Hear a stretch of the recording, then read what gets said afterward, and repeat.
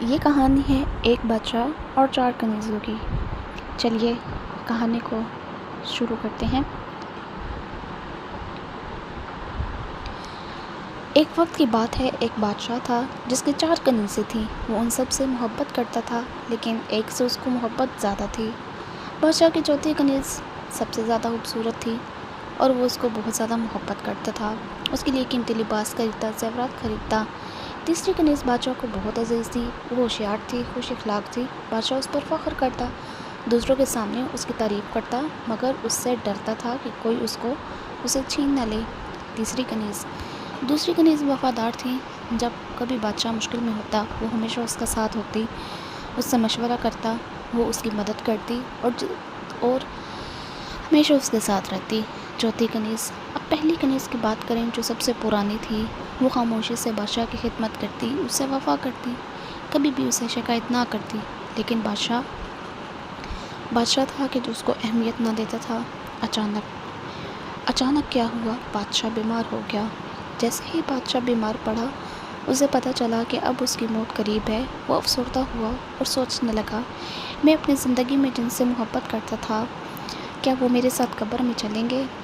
اس نے سب سے پہلے چوتھی کنیز کو بلایا اور کہا، میں تم سے سب سے زیادہ محبت کرتا تھا، کیا تم میرے ساتھ قبر میں چلو گی؟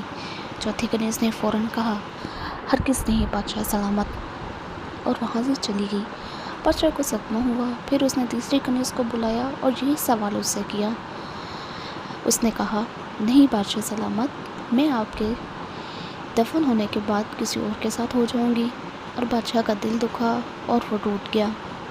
اس نے دوسری کنیز کو بلایا اور کہا، میں آپ کے ساتھ جنازے تک چلوں گی، پھر واپس آ جاؤں گی۔ اب بادشاہ مایوس ہوا، تب اچانک پہلی کنیز سامنے آئی جو کمزور سے تھی، جسے بادشاہ نے کبھی اہمیت نہ دی تھی۔ اس نے نرمی سے کہا، بادشاہ سلامت، میں ہمیشہ آپ کے ساتھ تھی اور میں اب بھی آپ کے ساتھ قبر تک چلوں گی اور آخرت میں بھی آپ کا ساتھ نہ چھوڑوں گی۔ بادشاہ کو شرمندگی ہوئی اور اس کی آنکھوں سے آنسو آنے لگے، کیونکہ یہ وہ کنیز تھی جس کو بادشاہ نے اپنی پوری زندگی میں کوئی اہمیت نہ دی، جبکہ باقی 3 کنیزوں کو اس نے بہت زیادہ اہمیت دی۔ پھر کیا ہوا؟ پھر بادشاہ اپنی ان باتوں پر بہت زیادہ شرمندہ ہوا۔ پھر بادشاہ کی اس کہانی سے ہمیں کیا سبق ملتا ہے؟ اس کہانی میں جو 4 کنیزیں ہیں، دراصل یہ ہماری زندگی کے 4 پہلوؤں کی نمائندگی کرتی ہیں۔ چوتھی کنیز، یہ ہمارا جسم ہے جسے ہم ہر وقت سجاتے ہیں، مگر موت کے بعد یہ ہمارے ساتھ نہیں چلے گا۔ تیسری، یہ ہمارا مال دولت جو کسی اور کے حصے میں آ جاتا ہے۔ دوسری، ہمارے رشتہ دار اور دوست جو صرف قبر تک ساتھ جاتے ہیں۔ پہلی، ہمارے نیک اعمال ہیں جنہیں ہم